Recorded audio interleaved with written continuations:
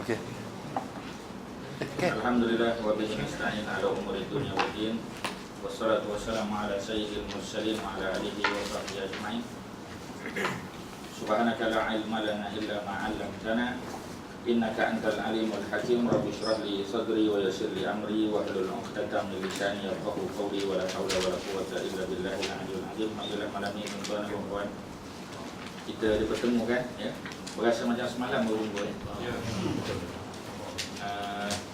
Tengok nanti kita adjust. Tengok sebab terlalu rapat sangat, takut tuan-tuan jemu je.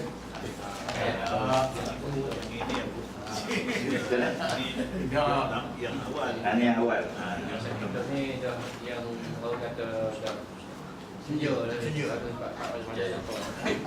Kalau Ustaz sampai tukar lagi lah. Biaya ya. Sabtu minggu keempat free tak free? Sabtu minggu keempat. Jangan suka lagi awal minggu ni terus sampai. Ya. Dan dia situ. Oh gitu. Itulah terserah ya. Nah, jadi yang terakhir kita berada pada muka surat yang ke-berapa tuan-tuan? 34 ya. 34 ya. Jadi tentang khutbah nikah yang dibaca oleh Abu Talib, kalau tuan-tuan masih ingat saya sebut sebahagian daripada amalan masyarakat Arab Jahiliyah ini ada yang dibawa ya, ke dalam Islam, di-endorse, diterima ya, oleh umat Islam. Antaranya ialah khutbah nikah ya. Khutbah nikah ni perkara yang sepatutnya disampaikan oleh siapa kita panggil ya, oleh wali ya. Sebagai contoh, kita ni ada anak perempuan, jadi patutnya kita yang nikahkan anak tu. Kita yang bersalam dengan bakal menantu tu. Kita pegang erat tangan baru dia rasa ya, rasa takut sikit ya. Kita tak awak kalau esok anak saya awak buat main-main ya. Kita baru dia rasa takut. Kita jangan swastakan. Ya, biasa kita swastakan ya. Kita privatisekan pada orang lain. Kita buat sendiri. Kemudian khutbah nikah tu biar kita yang baca. Kena ready lah ya. 3 bulan sebelum tu kena training lah ya. Sebelum kita baca khutbah nikah tu, baru dia bersemangat ya. Jadi Abu Talib telah berkhutbah dengan berkata syukur kepada Allah yang telah menjadikan kita di kalangan anak cucu Nabi Ibrahim. Statement ni tuan-tuan, statement yang very powerful ya. Sebab apa? Sebab yang pertama, orang Arab Jahiliyah walaupun mereka ni banyak buat benda-benda yang di luar akal manusia lah ya. Sebagai contoh jual perempuan ya. Kita bayangkan bagaimana seorang ayah memiliki seorang hamba perempuan. Bila ayah tu meninggal, anak dia warisi hamba tadi ya. Sedangkan wanita tersebut telah telah dimiliki oleh ayahnya. Sebab dalam Islam ya, kita tahu bahawasanya sama ada zaman jahiliah, dalam Islam juga seorang wanita yang menjadi hamba itu boleh diperlakukan sebagai isteri tanpa nikah ya. Maksudnya wanita yang dijual di pasar hamba ya. Kalau tengok cerita Tiga Abdul ya, ayah marah, dia tak marah tu kan dijual tu kan ya. Macam itulah gambarannya. Jadi wanita yang dibeli daripada pasar hamba ni boleh dimiliki oleh seorang lelaki. Dia boleh perlakukan macam isteri dia. Dan kalau wanita ni mengandung ya, dapat anak, anak itu boleh dinasabkan kepada ayah tu. Jadi anak tu merdeka, tapi mak dia masih lagi hamba ya. Sehingga suami itu meninggal nanti, yang lelaki itu meninggal, tuan itu meninggal, maka isteri itu dipanggil sebagai Ummul Walad. Ummul Walad ni dia merdeka secara automatik. Tapi benda ni sudah tidak ada dalam sistem kita ya, sebab hamba perempuan ni dah tak ada, kecuali dalam peperangan ya. Dalam peperangan tentera US ya, wanita perang dengan tentera mujahidin Iraq, dia kena tangkap, dia sebenarnya jadi hamba kepada lelaki yang menangkap dia tadi ya. Boleh diperlakukan sebagai isteri ya, tanpa perlu dinikahi ya. Cuma apa kita panggil, benda ni tak berlaku lah ya, tak berlaku begitu. Tapi kalau katalah benda tu berlaku, maka itulah cara Islam menanganinya ya. Sebab Islam ada undang-undang, dan undang-undang ini kekal relevan sampailah hari kiamat ya. Macam kita kata makan sembelihan ahli kitab kan, ataupun kita panggil sebagai kosher ya, kosher food. Kosher ni memang boleh kita makan sampailah hari kiamat ni. Sebab ayat itu tidak dinasahkan ya.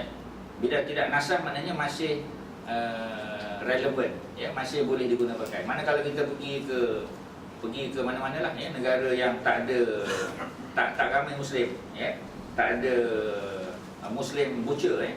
Jadi kita pun beli daripada ahli kitab punya kedai, sebab kosher ni biasanya binatang-binatang halal yang disembelih oleh rabai, ya, sebab rabai saja yang boleh menyembelih, ya. Sebab rabai ni kira Tok Imam dia lah. Tok Bilal minta maaf tak boleh, Tok Siap lagi tak boleh lah, ya. Jadi hanya Tok Imam saja.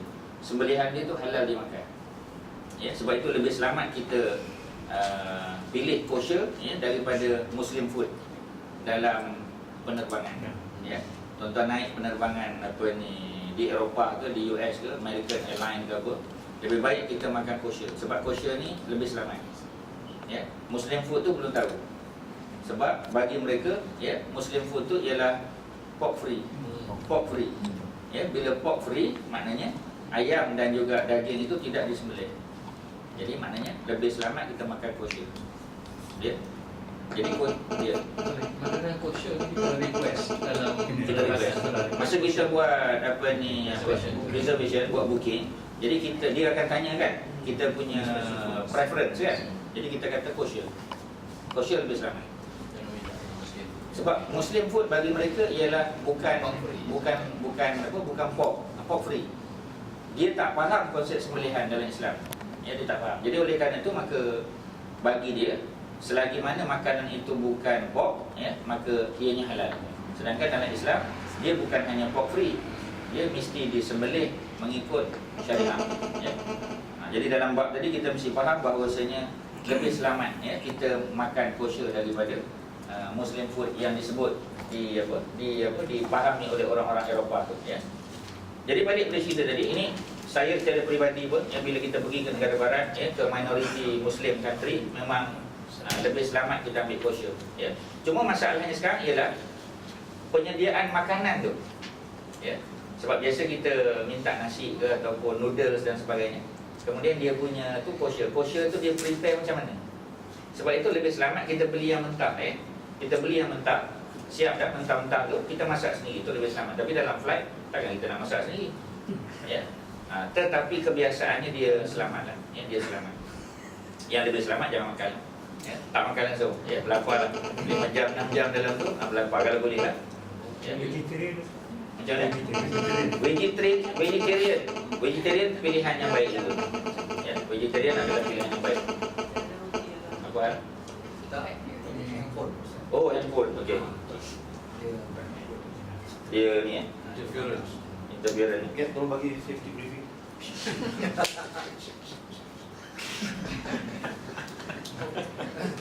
Now saya handphone semua apa? Okay, let's go makan. Flight apa ni? Crew, ya. Okey.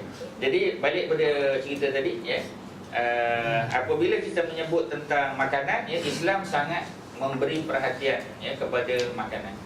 Sebab makanan akan menentukan sama ada doa kita mustajab atau tidak, ya.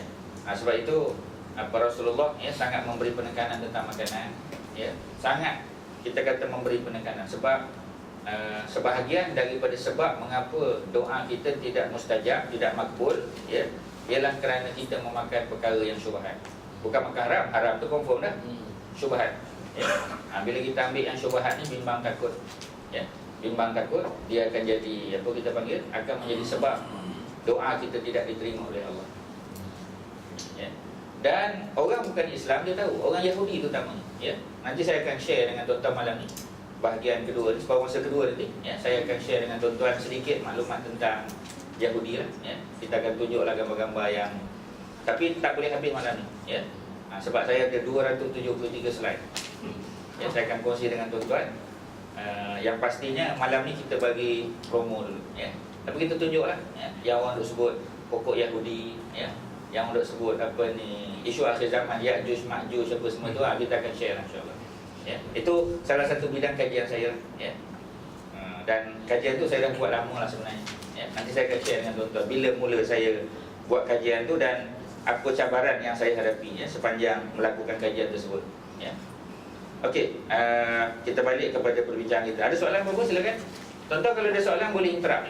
Saya tak ada masalah, ya. Jadi kutuban Ustaz, Dibaca. Khutbah dalam bahasa Arab, bila kita sebut khutbah dengan makna pidato, maknanya dia bukan, dia tak ada baca khutbah, tak ada.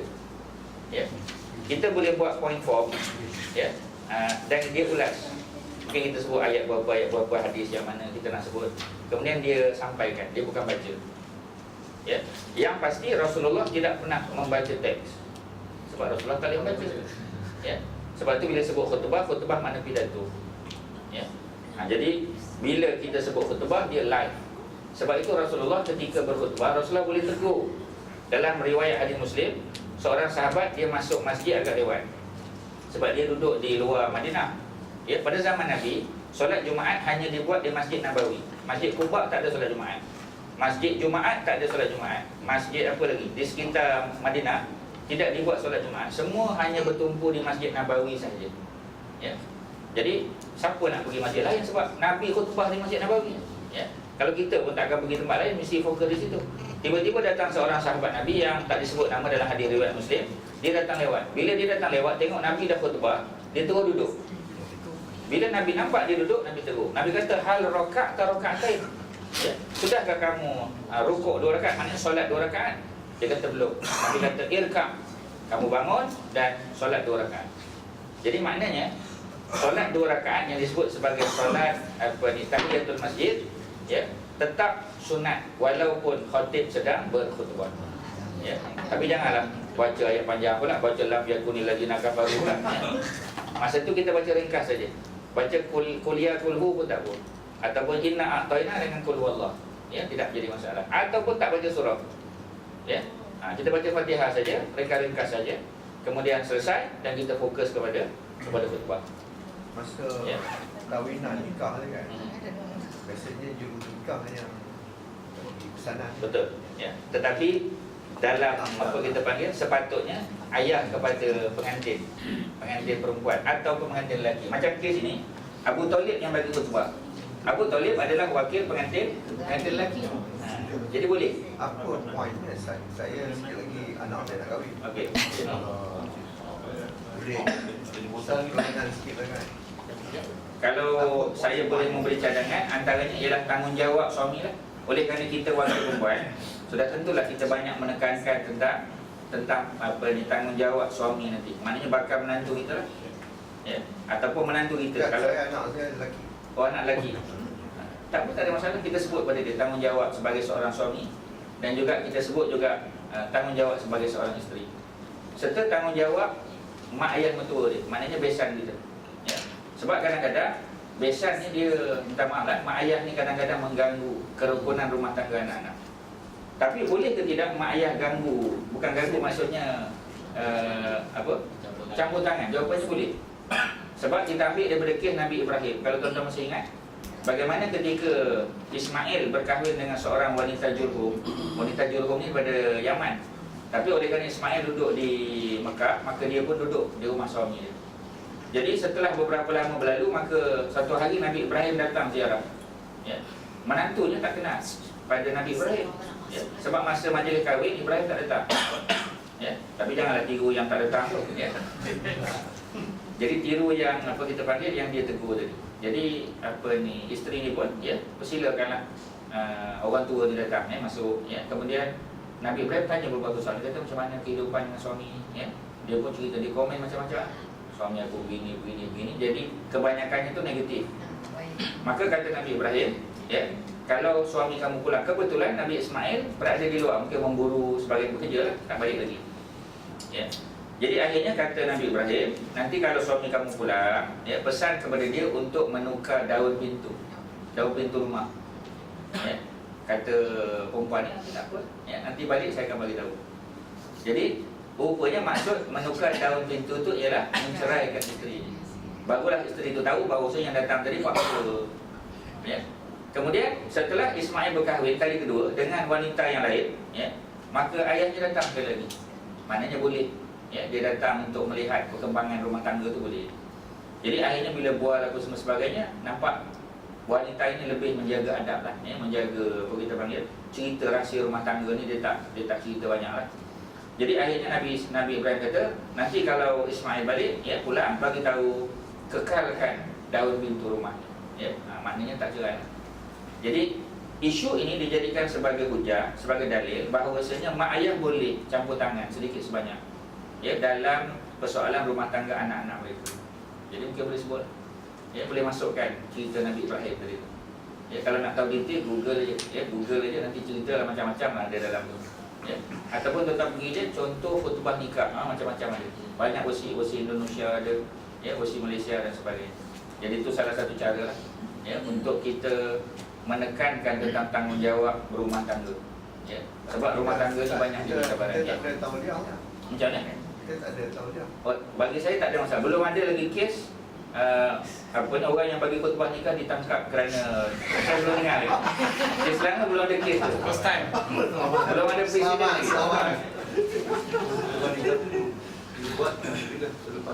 Kalau kita tengok Abu Talib ni, cuba kita tengok, ya. Okey, peminangan tersebut diterima dan baginda dikahwinkan dengan Khadijah. Maknanya dah kahwin lah tu. Pada hari tersebut Abu Talib berkhutbah, maknanya selepas daripada ijab dan qabul. Ya, lepas daripada akad nikah tu. Ya. Jadi apa kita panggil? Keluarga lelaki atau perempuan boleh. Memanglah biasanya kita bagi kepada juru nikah, ya. Tapi sebenarnya yang lebih layak untuk memberikan khutbah nikah adalah wakil keluarga tadi. Yang lebih baik ialah ayah pengantin perempuan ataupun ayah pengantin lelaki, ya, untuk memberi peringatan kepada dua-dua belah pihak. Yang ini penting kan, tuan-tuan, ya. Jadi nanti apa-apa hal nanti bila akan datang, bila ada apa kita panggil, bila rumah tangga tu dipukul oleh badai tsunami ke apa kita kata, maka ingat balik, oh dulu ayah ada sebut begini. Maknanya benda tu boleh jadikan rujukan, ya. Jadi perkara ini sangat penting, tuan-tuan, ya. Oleh kerana ia dilakukan, ya, sejak zaman jahiliah sampailah kepada zaman Islam, kita teruskan. Cuma kalau boleh jangan jadikan ianya formality saja. Kalau formality ni tak ada apa, ya. Maksudnya sekadar melepas batuk di tangga kita tak nak, tuan-tuan. Di Johor kena tak? Kena maksudnya? Maknanya mak ayah yang perempuan tu, Ya. dua dia ada siap teks tak? Oh, dah ada Dia mak dia baca kepada anak dia. Tapi dia jadi ritual lah. Dia jadi ritual lah. Jadi Jadi ritual. pasal dia baca teks tu dah lagi lah. Kalau ubah tak boleh. Tak tahu saya. Tapi sebenarnya kita, kalau saya lah, ya, biar dia datang daripada hati. Kita tengok, saya bukannya kata dia tidak, tapi orang putih kita tengok kan dia menyediakan kan teks. Lelaki perempuan tu di masing-masing menyediakan teks. Itu curahan isi hati dia. Apabila ia datang daripada hati sangat, itu jauh lebih baik berbanding dengan benda yang superficial, ya, on the surface saja. Itu pada pandangan saya lah, ya. Okey, tuan-tuan. Jadi syukur kepada Allah yang telah menjadikan kita di kalangan anak cucu Nabi Ibrahim. Maknanya orang Arab Quraisy masih lagi menganggap mereka ini keturunan Nabi Ibrahim. Ya, memang betul pun. Memang mereka keturunan Nabi Ibrahim, ya, melalui Nabi Ismail. Keturunan Nabi Ismail berasal dari Ma'ad dan lahir daripada kalangan Mudar. Ini semua keluarga, ya, kabilah-kabilah Arab. Menjadikan kita sebagai pengurus rumahnya, yakni Kaabah. Sebab tu orang Quraisy disegani, ya. Ada satu surah dalam Quran namanya surah Quraisy, kan? Li'ila fi Quraisy ila fi rihlata syita'i wasayf. Ini bukti mengatakan orang Quraisy ini memang ada kelebihan. Malah Quran turun dalam bahasa Quraisy, bahasa Arab Quraisy. Bahasa Arab Quraisy dianggap bahasa Arab yang paling standard, paling tinggi nilai dia, ya, berbanding dengan Arab Yaman, ya, dan Arab-Arab yang lain, ya. Kemudian apa lagi di situ? Penjaga tanah suci, menjadikan Kaabah sentiasa dikunjungi, tanah suci yang aman, menjadikan kita sebagai pemimpin manusia, betul, ya. Anak saudaraku ini merujuk kepada Nabi Muhammad, ya, adalah seorang lelaki yang tidak ada tolok banding, ya, maknanya tak ada bandingan. Dari segi kemuliaan memang betul, ya.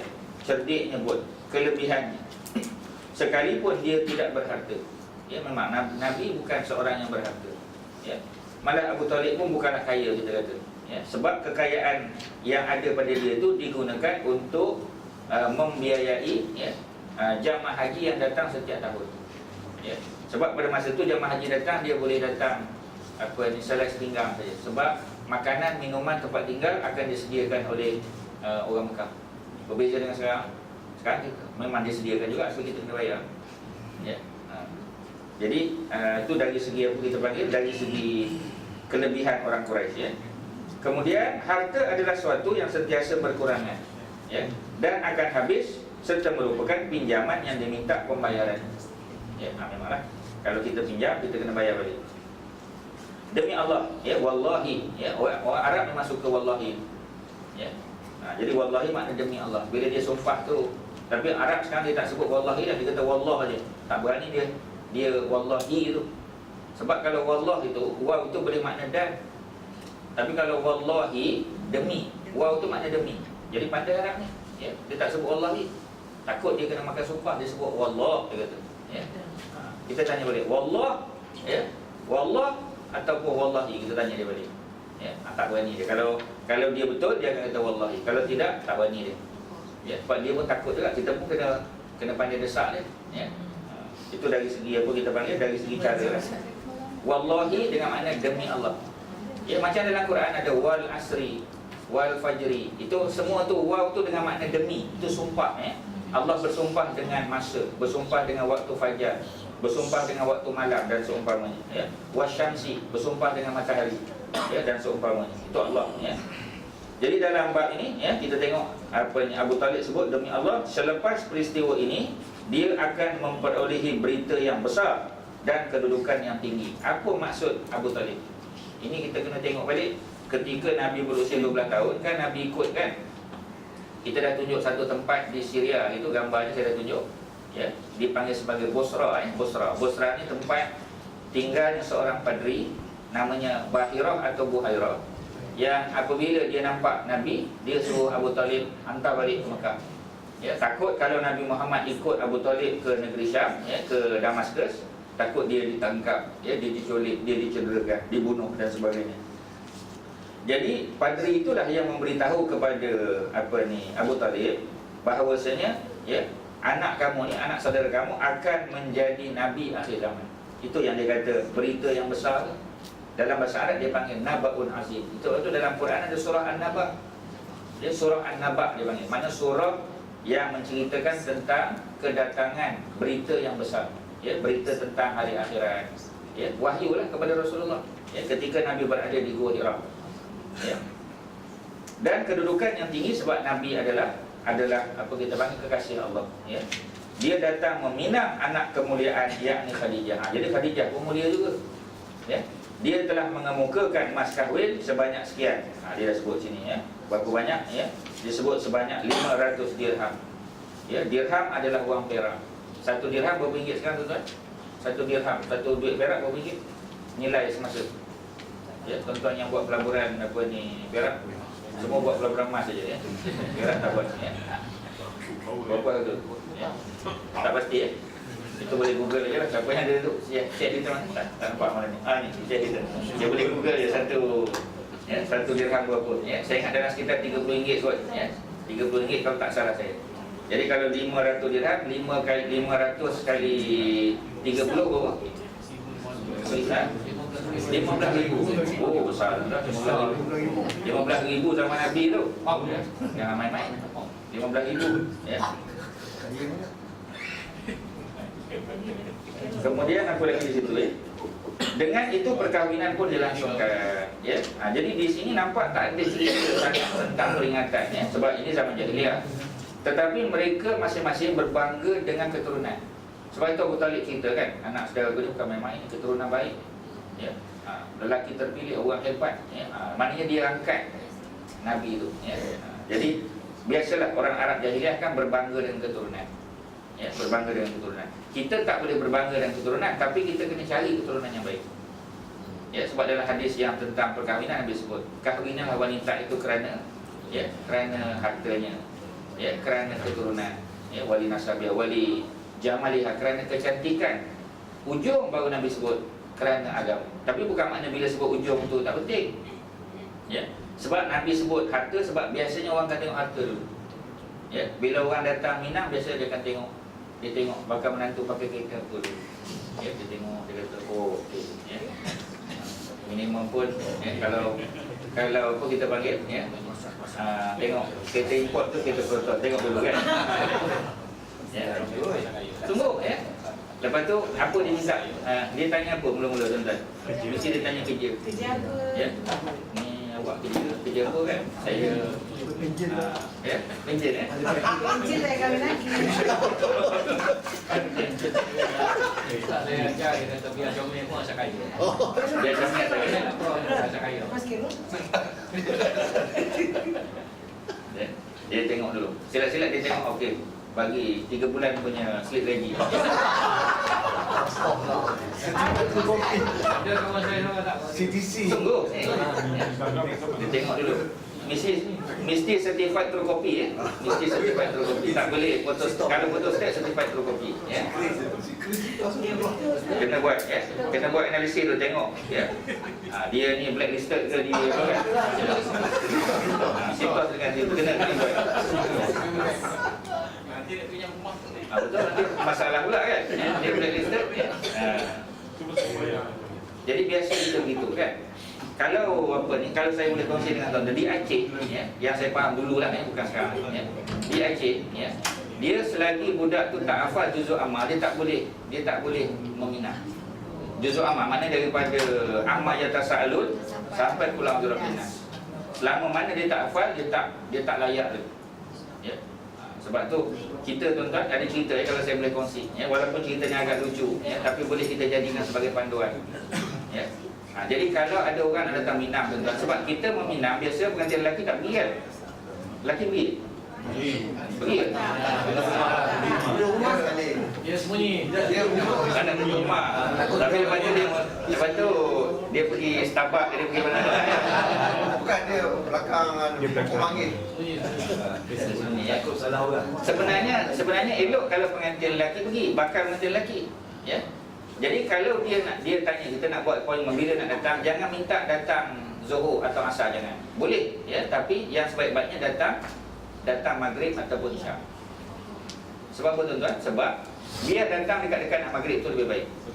Supaya kita boleh test dia boleh jadi imam atau tidak.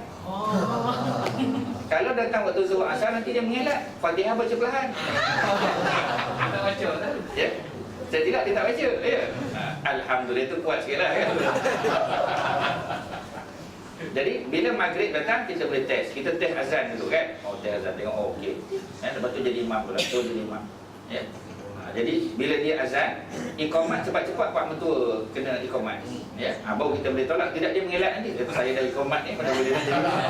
Ya. Jadi kita test dia. Test dia punya bacaan dulu. Ya. Sepatutnya begitu tuan-tuan ya. Tak apalah itu orang kata sebagai apa senda gurau je lah tapi benda yang perlu diambil perhatian agama. Sebab tu Nabi letak di hujung. Sebab apa? Sebab biasanya kita melihat harta penting ya. Sebab kalau umat Islam tak ada harta, macam mana ekonomi umat Islam nak berkembang? Yang pertama, zakat tak boleh hidup kan. Kalau tak ada duit macam nak bayar zakat ya. Kalau tak ada duit macam mana nak buat haji ya, nak buat haji ya, ataupun nak umrah ya, ataupun nak membangunkan institusi apa kita panggil ya, kemasyarakatan, tak boleh, tak ada kemampuan. Nabi sebut harta dulu. Ya, kemudian Nabi sebut keturunan. Sebab itu Rasulullah keturunan yang paling baik. Sebab ayahnya tu terbaik Abdullah. Maknya Aminah juga begitu, ya. Dapatlah apa ni? Nabi Muhammad ya, daripada 2 orang lelaki dan wanita yang terbaik pada zaman tersebut. Kemudian Nabi sebut juga tentang apa? Tentang kecantikan ya. Walimaliha walijamaliha walihasabiha. Nombor 2 kecantikan. Yang pertama harta, yang kedua kecantikan. Perlu juga. Ya, perlu juga cantik, tapi cantik tak kekal. Sampai satu umur nanti dia akan berkurangan ya, kecantikan. Jadi apa ni, yang ketiga tadi keturunan, yang keempat baru agama. Tapi Nabi sebut di hujung fazfar bizatid din, pilihlah yang beragama. Ya, taribat yadak ya, pasti dia akan apa kita panggil, pasti dia akan apa ni?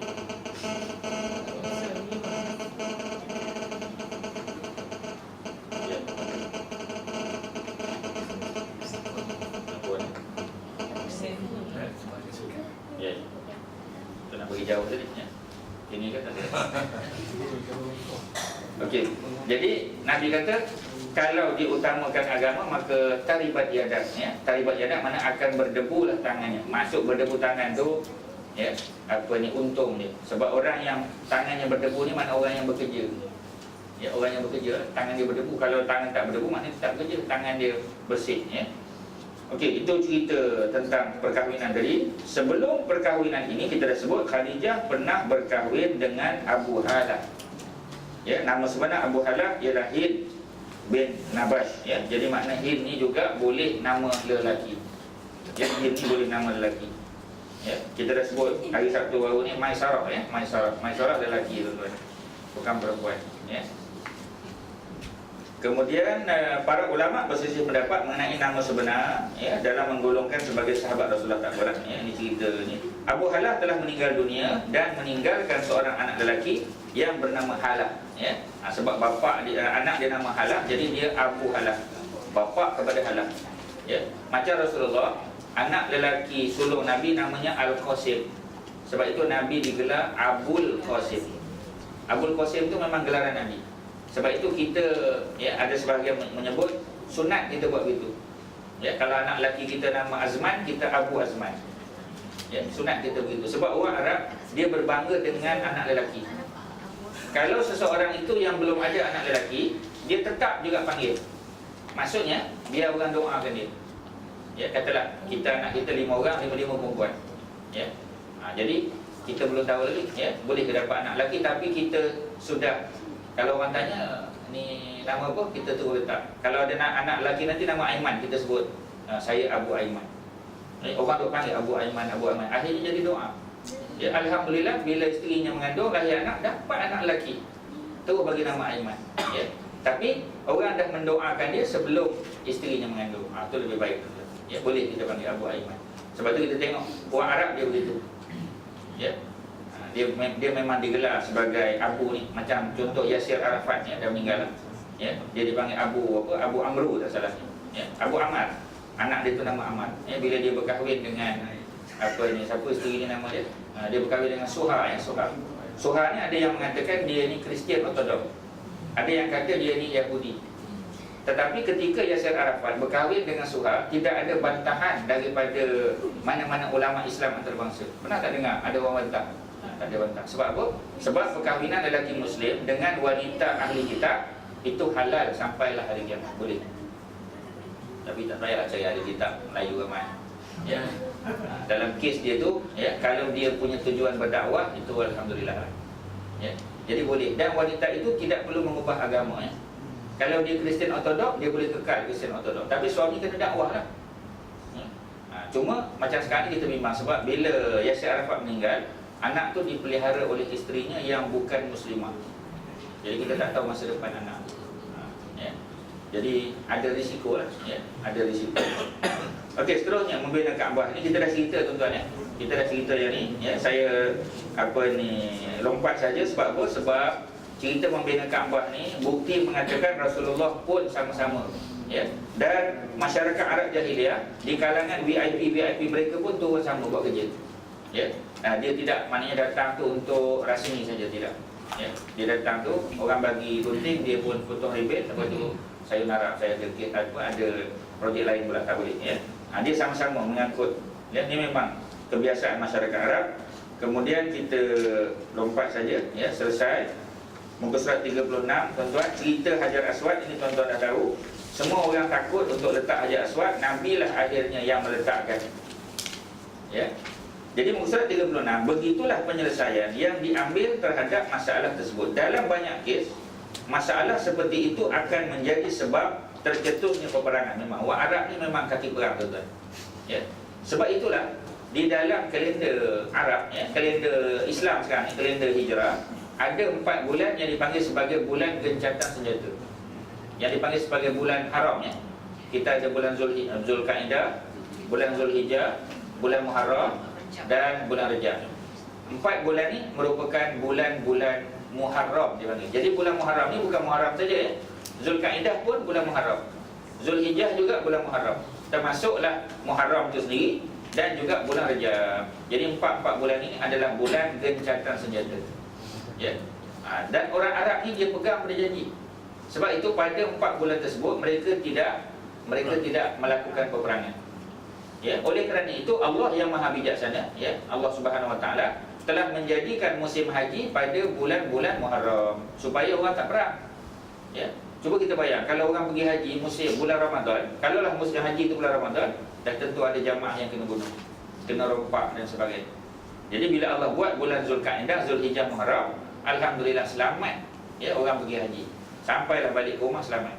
Ya, jadi keistimewaan kita kata mengapa Allah menjadikan bulan haji itu pada bulan-bulan Muharram. Jadi bila orang sebut tanya kepada tuan-tuan apa makna bulan Muharram? Bulan Muharram adalah bulan-bulan yang diharamkan perang. Ya, dalam istilah kita kata bulan gencatan senjata. Ya. Okey, selesai di situ. Kemudian Kaabah sebab apa boleh berlaku boleh berlaku perebutan? Kerana Kaabah adalah kiblat orang-orang Arab, tempat mereka buat haji. Dan haji ini saya nak sebut kepada tuan-tuan sudah dilakukan sejak zaman Nabi Adam ya. Haji ini bukan zaman Nabi Muhammad saja. Kita dah ingat Nabi Ibrahim saja, bukan. Sejak zaman Nabi Adam lagi.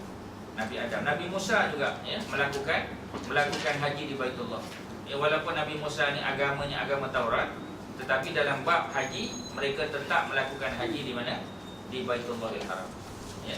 Jadi ceritanya saya dah sebut. Kaabah ada. Tapi Kaabah yang sebab Kaabah asal-asal dibina oleh Nabi Adam.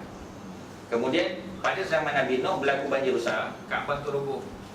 Bila Nabi Ibrahim dan Nabi Ismail sampai di Mekah, maka Allah perintah Nabi Ibrahim dan Nabi Ismail mendirikan semula, buat balik. Ya, buat balik. Jadi Kaabah yang asal pada zaman Nabi Ibrahim itu Kaabah yang ada 2 pintu, bukan macam sekarang. Sekarang 1 pintu. Ya, dia sebenarnya pintu yang kita nampak tu yang sebelah pada Hajar Aswad tu, sebenarnya itu masuk saja, dia entrance saja, tak boleh keluar itu situ. Keluar ikut sebelah sana. Jadi pintu tu dia opposite. Ya, jadi masuk ikut yang ada sekarang, keluar sana. Dan Kaabah tidak ditinggikan. Mana Kaabah tu dia duduk atas lantai. Ya. Sebab itulah Kaabah ni boleh banjir. Memang boleh banjir sebab Kaabah tu duduk di lembah. Ya. Kan kita bila pergi ke masjid kan seronok, happy kan. Ya. Tapi bila nak balik ke hotel, kita kena mendaki. Ya. Jadi maknanya dalam bab tadi memang Kaabah ni satu tempat yang rendah ya. Ini apa ni? Dari segi geografinya ya, dari segi bentuk muka bumi Kaabah tu begitu ya, dia duduk di lembah ya. Kemudian Kaabah juga adalah ya, rumah ibadah pertama yang didirikan di atas muka bumi. Sebab itu bukan Nabi Ibrahim yang bina. Nabi Ibrahim membina semula. Ya. Kaabah telah dibina 40 tahun sebelum daripada terbinanya masjid ya, Al-Masjid Al-Aqsa di Palestin. Masjid Palestin itu nombor 2 ya. Kaabah dulu. Ini dalam hadis yang banyak, dalam Sahih Muslim ada, ya, dalam kitab Imam At-Tabari pun ada, menyebut ya, bila ditanya kepada Nabi berapa tahun selepas Kaabah dibina, Masjid Al-Aqsa dibina, kata Nabi 40 tahun. Ya. Jadi kalau 40 tahun maknanya masih zaman Nabi Adam lah. Sebab Nabi Adam umurnya 960 tahun. Ya, ini dalam kitab tafsir banyak sebutnya. Nabi Adam asalnya umurnya 1000 tahun. Tetapi 40 tahun itu dihadiah kepada Nabi Daud. Ya, ini dalam hadis Imam Tirmizi. Nampak macam tak logik, tapi boleh tuan-tuan. Sebab tu umur ni ya, dia kekal ya. Kalau 1000, tapi kita boleh hadiah umur kepada orang lain. Jadi Nabi Adam, bila Nabi Adam melihat wajah Nabi Daud ni digambarkan ya oleh Allah Subhanahu Wa Taala, maka Nabi Adam tanya berapa umur Nabi Daud? Katanya 60 tahun. Kata Nabi Adam, pendeknya umur dia. Jadi akhirnya Nabi Adam kata, aku bagi 40 tahun daripada umur aku kepada Nabi Daud alaihissalam. Ya. Jadi akhirnya Allah izinkan, ya, Allah izinkan. Maknanya umur tu masih 1000. Cuma 960 milik Nabi Adam, 40 tahun itu dibagi kepada Nabi yang lain. Jadi boleh. Ya, umur tetap 1000 tahun juga. Jadi ketika Nabi Adam nak dicabut nyawanya oleh Malakul Maut ya, bila Israel datang, maka dia tanya balik, bukankah umur aku 1000? Dia lupa tu. Dia lupa ya, bahawasanya dia telah bagi umur dia kepada Nabi Daud ya. Sebab itu memang manusia ni sifat dia pelupa tuan-tuan. Ya, bukan Melayu je mudah lupa, tapi semua ya, semua masyarakat manusia ni memang begitu. Sebab itu manusia diambil daripada bahasa Arab man nasya, orang yang lupa ya, man nasya. Orang Melayu pun panggil manusia ya. Orang Melayu panggil, tapi asalnya bahasa Arab. Amnesia ya. Amnesia maknanya hilang ingatan ya. amnesia, ya. Asalnya ialah man nasya, ya, dalam bahasa Arab. Nah, ayatnya surah Ali Imran. Ya, ini cerita surah Ali Imran ini, auzubillahi minasyaitonir rajim. Ya, 37, inna awwala baitin, inna sesungguhnya, awwala yang awal, baitin rumah, ya, maksud rumah ibadah, wudi alinnas yang dibina untuk manusia, ya, yang pertama rumah ibadah, bukan rumah tempat tinggal, ya, rumah ibadah yang pertama dibina untuk manusia, lalazi bi Bakkah, ya, yang berada di Bakkah. Bakkah di sini makna Makkah, ya, nama lain bagi Makkah, mubarakan yang diberkati, wa hudan, ya, dan, ya, adanya petunjuk lil alamin bagi seluruh manusia, ya. Fihi ayatun bayyinatun maqamu Ibrahim. Di dalam kawasan itu ada banyak tanda-tanda kebesaran. Salah satunya ialah maqam Ibrahim. Cuma untuk pengetahuan tuan-tuan, asal-asal maqam Ibrahim itu dia melekat pada dinding Kaabah, ya. Dia melekat pada dinding Kaabah asalnya. Sebab Nabi Ibrahim menggunakan maqam, sebab tu dia panggil maqam. Maqam bukan makna kubur, ya. Maqam makna tempat pijak, tempat berdiri. Bila Nabi Ibrahim nak bina yang lebih tinggi, jadi dia apa? Pijak atas batu tu, dan menurut sebagian riwayat batu tu macam dia boleh naik turun, tuan-tuan. Dia macam lift. Ya, dia boleh naik, dia boleh turun. Dan pada masa tu melekat pada dinding Kaabah. Ya, itu apa ni? Batu apa? Makam Ibrahim. Ya. Sebab di atas muka bumi ini dalam hadis yang sahih menyebut ada dua saja batu yang datang daripada syurga. Yang pertama dia panggil batu putih. Ya, bukan pulau batu putih, ya. Batu putih. Tapi sudah menjadi batu hitam, Hajar Aswad. Asalnya putih saja. Tapi dia hitam kerana dosa-dosa masyarakat yang duduk di sekeliling Kaabah. Yang kedua ialah batu tempat pijak Nabi Ibrahim yang dipanggil sebagai makam Ibrahim. Ini dia dua batu yang ada atas muka bumi, ya. Jadi pada zaman Rasulullah sallallahu alaihi wasallam, kisahnya ialah ini disebut dalam apa ni fatwa Dr. Yusuf Al-Qaradawi. Bila orang tanya cerita bagaimana, kan kita tahu lepas pada tawaf 7 kali kan sunat bagi kita untuk solat di belakang makam Ibrahim, ya. Jadi apabila orang solat belakang makam Ibrahim, dah jadi sesak kawasan tersebut. Sebab makam Ibrahim pada masa itu sebelah Kaabah, melekat pada Kaabah.